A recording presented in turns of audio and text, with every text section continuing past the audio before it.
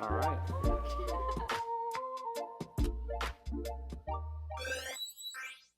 Hey, what's been going on, TUTV? I'm Jono. I'm Wes. Jono, we just got through Halloween. How was your weekend? Ooh, my weekend was pretty chill. I did enjoy it though, definitely. So I watched a movie called Countdown with a few friends. It's like a Netflix horror movie. Good spending some time with them this Halloween weekend. How about you? Right on, yeah. It was my roommate's birthday this past week, so we had a Halloween-themed party for him on Saturday.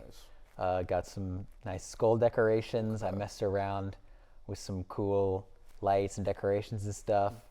It was really nice, yeah. Nice. And then we have Dia de los Muertos Yeah, that's correct. happening right now as well.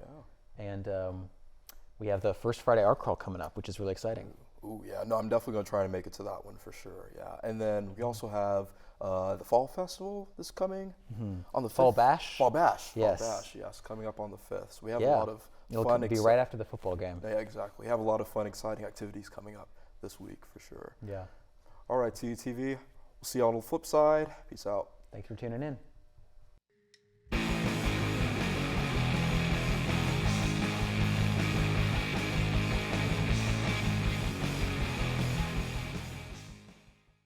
Hello, welcome to TUTV. I'm Joe McCurdy. And I'm David Stump. We have some awesome stories for you this week, so let's jump right into it. Darrell Brooks was found guilty of 6 counts of first-degree homicide this past Wednesday for driving his red SUV through a crowd of Christmas parade attendees in Waukesha, Wisconsin. The attack occurred last November, where Brooks was responsible for murdering 6 people and wounding dozens more. Kyle Jewell, an attendant at the parade, shared in a testimony that, quote, "The band had just passed us. A red SUV going maybe 30, 40 miles per hour just went straight over the Waukesha South High School band," end quote. Brooks' trial has received a lot of national attention from social media applications such as Instagram and TikTok. This was likely due to his uncommon decision of wanting to represent himself in court without having any prior legal experience and his strange behavior while in court. Brooks previously pleaded not guilty but insanity. However, public defenders withdrew his insanity plea this past September. At least 122 victims have died during an unexpected crowd surge that occurred this past Saturday night in Seoul, South Korea. A local Seoul fire official described the emergency as, quote, "presumed stampede," end quote, but the official continues to say that the investigation is just beginning. In total, 150 non-fatal injuries were reported, but few details on specific injuries were provided. The Yonhap News Agency reported dozens of people who suffered from the cardiac arrest and had trouble breathing. A witness said people were suddenly pushed onto a narrow street by a crowd and could not breathe. Sung Se-hun shared her accounts on the events on CNN. "I saw the people going to the left side and I saw the person getting to the opposite side," end quote. Sung Se-hun said on CNN. So they had no way to communicate, they could not breathe. Prime Minister Han Duck-soon said in a statement on Sunday that the South Korean government will provide support and a fund for families of those killed and injured to the crowd surge. Speaker of the House Nancy Pelosi's husband, Paul Pelosi, was violently attacked in his San Francisco home. The alleged perpetrator, David DePape, reportedly entered the House attempting to locate the Speaker, who at the time was in Washington, D.C. Now law enforcement officials are left trying to grasp whether there could be other threats to high-profile people involved in politics and the scale of these threats, especially in the lead-up to the elections on November 8th. Chief Deputy Whip Representative Dan Kildee shared his view on the situation in an interview with Politico. Quote, "It's been pretty frightening since January 6th. I've had to have additional security measures at my own home. Of course, what we all worry about is that this sort of behavior typically can be contagious," end quote. Robert Houston, also known as Chevy the Barber, is the owner of the Chop House Barbershop, and over the years he has shown that success after incarceration is possible. After a brief interview with TUTV's news producer Jono Rice, it was discovered that Houston honed his barber skills while in prison. Houston was eventually placed in charge of the prison's barbershop and was then given a grant from the prison that allowed him to go to barber school once he was released. During his closing remarks, Houston said in his phone interview that, quote, "What I learned from being a barber is that you gotta stay doing. I felt like this was my last chance to do something in life, and I have some more drive left than the average person," end quote. Pigeon paramyxovirus, a disease also known as PPMV or Newcastle's disease, has experienced a surge of infections of pigeons that inhabit the United Kingdom. Pigeons who have contracted this infection usually exhibit symptoms of a violently twisted neck and trembling wings. Due to a range of other neurological symptoms, including but not limited to walking uncontrollably in circles and reddened eyes, the infected pigeons have been referred to by locals as zombie pigeons. While the disease cannot affect humans, it can cause conjunctivitis, also known as pink eye, in those handling the sick birds, and so caution is advised. Well, I didn't really have zombie pigeons down on my bingo card for 2022, did you? No, I mean, I thought I saw it all with bats causing diseases, but, Who knows? I mean, thankfully, it can't really be transmitted to humans, so we don't have to worry that is a about good that. thing, but I can't believe, seeing that for myself, that'd be quite a sight. You just, honestly. imagine you're walking down the road and you see just a pigeon's just, at you No, or that's- something.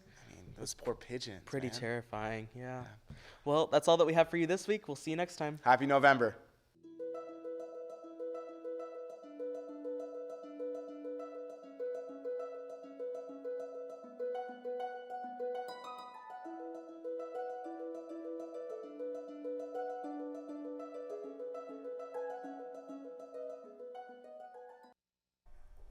Hey y'all, welcome back. Once again, I'm Jono Rice, and today I'll be interviewing Gillian MacPhail, and she is the president of S.A.V.E. So, Gillian, let's just go ahead and jump right to the interview. What can you tell us about S.A.V.E.? S.A.V.E. is the part of our organization. It's student-led, and our goal is to end interpersonal violence on campus. This includes physical, domestic, or sexual assault, and we've really been looking at sexual assault.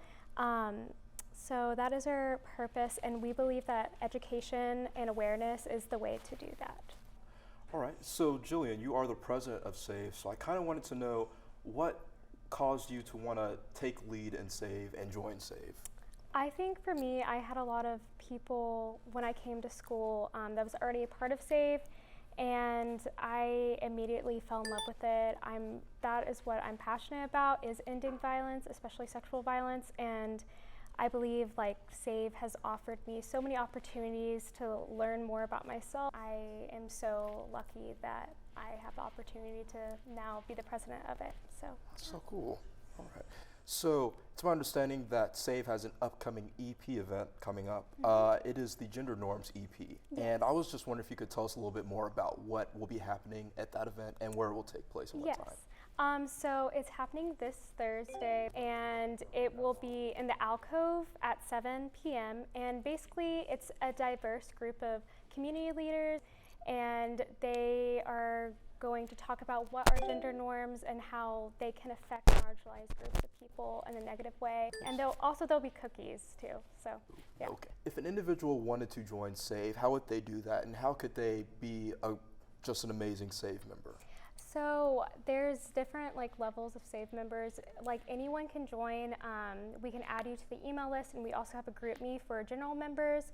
And then we also have an exec board that we will soon be doing officer transitions. So applications will be out around November 17th through the end of Thanksgiving break. So yeah. All right.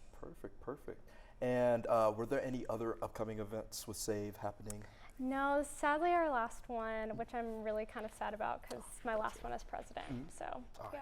Got you. All right, cool. Yeah. All right, well, thank you all so much for joining us today.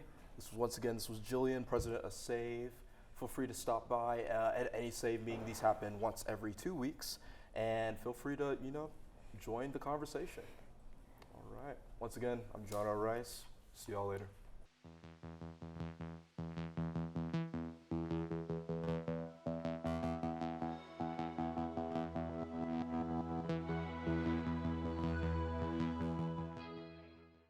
Welcome back to UTV. I'm Joe McCurdy. And I'm Catherine Stenning. We've got some great stories for you, so let's get right into it. Tulsa took on the Mustangs of SMU this past Saturday in their 2022 homecoming game. This was the 29th meeting between the two teams, with the Golden Hurricane winning the previous two meetings. SMU got off to a hot start, scoring touchdowns on their first two possessions and only allowed a single Tulsa touchdown. The Golden Hurricane found themselves down 24-7 going into halftime after punting 4 times and giving up a fumble late in the second quarter. Tulsa came out of their half scoring on their opening possession, but there was no stopping the SMU offense as they continued to drive down the field, scoring in the first 2 possessions of the second half. Tulsa made a fourth quarter push, but it was too little too late for the Golden Hurricane, losing 34-45 on homecoming. Now sitting at 3-6, Tulsa will have to win 3 of their next 4 games in order to become bowl eligible, and it all starts next week at home against Tulane, who is currently ranked number 19 in the country. Tulsa men's soccer secure a 1-0 home victory over the UCF Knights this past Friday to improve 9-2 and move up to number 7 in the NCAA rankings. After a quiet first half with neither team scoring, it was set to be a battle between the two teams with a chance for a first-round bye in the AAC tournament on the line for Tulsa. It was a stalemate up until the 76th minute when freshman defender Wes Spottenberg converted a corner kick to find the net and break the tie. It didn't get any easier for the Golden Knights as they lost 2 of their players to red cards late in the night. Tulsa continued to hold their 1-score lead for the rest of the night and defeat UCF in the final home match of the regular season. Tulsa will have one final match before the AAC tournament with third-place SMU on the horizon and a shot to host a semi-final match in their grasp. Tulsa women's volleyball went 0-2 on the weekend as the team's struggles seem to continue as they enter midseason form. First up was a rematch against the Golden Knights of UCF, who Tulsa lost to in straight sets earlier in the season. It wasn't much different this time around, but instead of losing in 3, the Golden Hurricane were able to fight for a 4th set. Although winning the 3rd set to avoid the sweep and force that 4th set, the young Tulsa squad struggled to find any answers late and were eventually defeated 3-1. Next up was USF, who currently sits at the bottom of the AAC rankings. This was set to be an easy victory for the Golden Hurricane, as the Bulls of UCF only had a measly 7 wins all season and only 1 conference win. Tulsa seemed to underestimate the Bulls, however, and was shocked at home, losing in straight sets. Tulsa now sits at 10-13 overall and 3-8 in the conference. They look to turn things around once again, going on the road to face Temple and ECU in the coming week. Tulsa Cross Country brought in the hardware this past weekend with both the women's and men's teams winning the American Conference title. This was the women's 4th straight AAC championship and the men's 9th consecutive conference title. In the women's races, Tulsa had 3 top 5 finishers, including the first-place finisher in Chloe Hirschnau. The Tulsa men's team finished with the top 3 finishers in the race, with Isaac Akers coming in first place. Freshman Luke Lambert was also awarded AAC Freshman of the Year and finished 15th overall in the race. NBA action is back for the 2022 season, marking its 76th year as an organization. This season saw some big names and some new places, with players like Donovan Mitchell and Rudy Gobert all finding new homes in the offseason. Players like Giannis Antetokounmpo and Steph Curry are still on their respective teams as they look to find success in this new year and look to return to the NBA playoffs once again. LeBron James is also back for his 19th year in the NBA and his 4th year on the LA Lakers, trying to rekindle the success that his team had when they won the finals in 2020. Make sure to keep up with your favorite team this season as they enter week 3 of the season.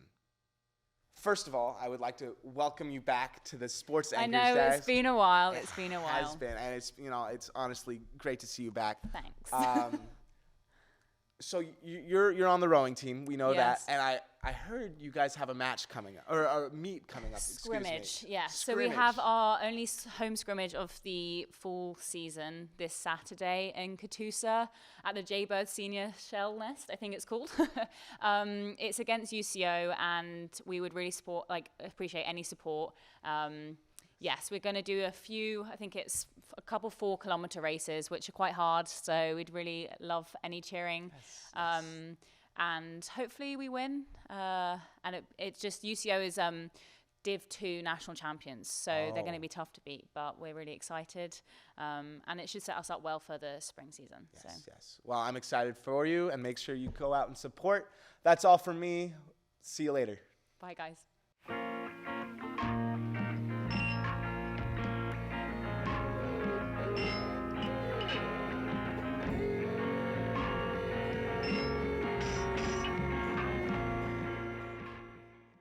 and welcome to TUTV. I'm David Stump. And I'm Aiden Whitaker. We have some exciting stories this week, so let's get right into it.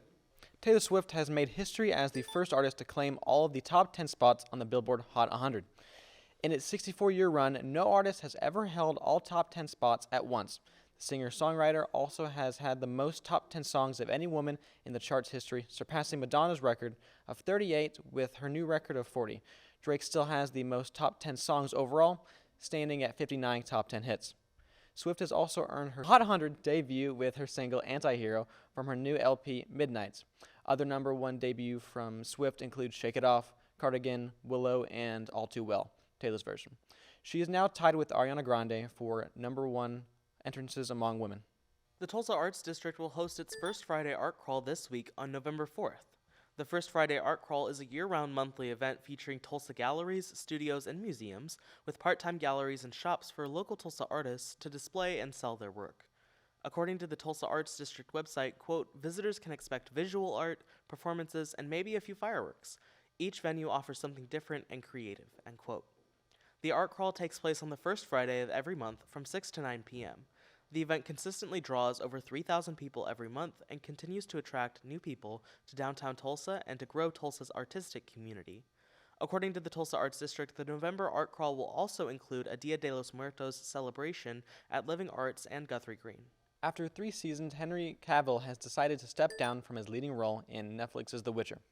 The actor posted a statement on Instagram this past Friday saying, quote, my journey as Geralt of Rivia has been filled with both monsters and adventures, and alas, I will be laying down my medallion and my swords for season 4, end quote. Cavill also shared in the post that his role will be taken over by Liam Hemsworth. Fans are surprised to hear that Cavill's leaving, as he has been a longtime fan of the fantasy series, which the show based off of. Cavill even spoke about lobbying for the role at San Diego Comic-Con in 2019. Unfortunately for fans of The Witcher, Cavill now seems to be focused on reprising his role as Clark Kent and the Man of Steel in upcoming projects for DC. A few days before he announced that he would be leaving The Witcher, Cavill posted a picture of himself as Superman with the caption, quote, a very small taste of what's to come, my friends.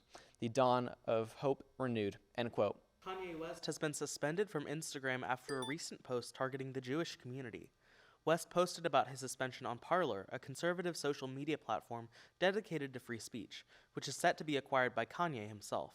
He posted screenshots of the Instagram notification informing him of his suspension, and a Meta spokesperson has confirmed that the company has deleted content from West's account for violating policies and that they have restricted his account access as well.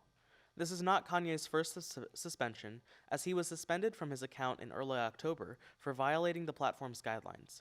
Twitter has also temporarily suspended his account. These social media restrictions and suspensions follow a string of companies severing ties with West over his recent anti-Semitic sentiments. In a statement about ending its partnership with West, Adidas said that, quote, it does not tolerate anti-Semitism and any other form of hate speech, end quote. West has also been dropped by his talent agency, CAA. Migos rapper Takeoff was announced dead early today following a shooting outside of a bowling alley in Houston. Police responded to reports of a shooting at a private party at 810 Billards and Bowling around 2:40 a.m. Takeoff was pronounced dead at the scene. 2 others were injured and taken into hospital in private vehicles, according to police. Officers initially said that they would not reveal the victim's identity until his family was notified and his identification was verified with the Harris County Institute of Forensic Sciences. However, a Migos representative confirmed the victim to be Kirshnik Kari Ball, also known as Takeoff. Investigators said they are looking at nearby surveillance video and are working to determine what led up to the shooting. The Texas Alcoholic Beverage Commission has also launched an investigation into the business where the rapper was killed. So another thing that happened last night, just Halloween night, Carrie Underwood was in Tulsa. So Oh yeah, I heard that was really good. Yeah, I think it was really awesome. Apparently, like the College of Business gave away like free tickets to students and stuff. So Fun fact, actually, when I in kindergarten, my teacher was actually Carrie Underwood's sister. What? So yeah, oh my gosh. yeah, I used to brag about it all the time, Dang. but you know, I thought it was really cool. Interesting. But, Very cool. yeah. You should have gone last night. I should have, Oh, but well. Yeah. anyways, Well, that's all the time that we have for you guys this week. We'll see you next time. thank you. Hi guys, thanks for sticking with us till the end. Appreciate seeing you here once again, Jono. No, same here, Yeah. definitely. No, we always appreciate y'all's support, as always. So, like we were saying earlier, we have some more activities coming up, correct? So we have what exactly is taking place at the Fall Fest or Fall Bash exactly? So I don't actually know too much of it. Gotcha. Okay. It's definitely, so the game this week is pretty early. It's at 11 a.m. So with TU putting such an emphasis on the tailgate and the culture surrounding the football games this year, there probably isn't going to be as much tailgating for a game that starts at 11 a.m. So my thinking is that they're trying to replicate the tailgating experience in a post-game event that is sort of what Fall Bash is intended to, with alcohol being served at the event. I think that makes sense, as like that seems like what they're really going for. Yeah. Good tailgate substitute, I guess. Yeah. Yeah, and then the Arab Film Festival is kind of happening throughout that whole time as well. No, can you tell us a little bit more about that as well, Arab Film Festival? Yeah, so the Arab Film Festival, I believe the first year of it was last year. It's at Circle Cinema, and it's highlighting and platforming films from writers and directors from around the Arab world, oftentimes not films that we're going to get to see a lot in U.S. theaters and things like that. So yeah, and then probably some of the biggest news of all is that TUTV has our live stream next Tuesday that we're getting ready for. No, definitely, yes. Our election live stream, I am looking forward to it. I have a package coming up. I'm going to be discussing, TU's political climate and such. So I'm really hoping y'all guys are going to look forward to that and enjoy it for sure. Yeah. Yes, yeah. I'll also be discussing the climate, but a different type of climate, the climate of the Earth's natural environment. Yeah. So we'll have features on the climate issues and energy policy that are going to be at stake within the various different elections that we'll see. Yeah. We're going to have Jono's package on the campus political climate, live news updates as polls close, lots of great coverage. So tune in on Facebook at TUTV 6:30 to 8 next week. Yeah. All right. Well, it was nice chilling with y'all. We'll see y'all next time.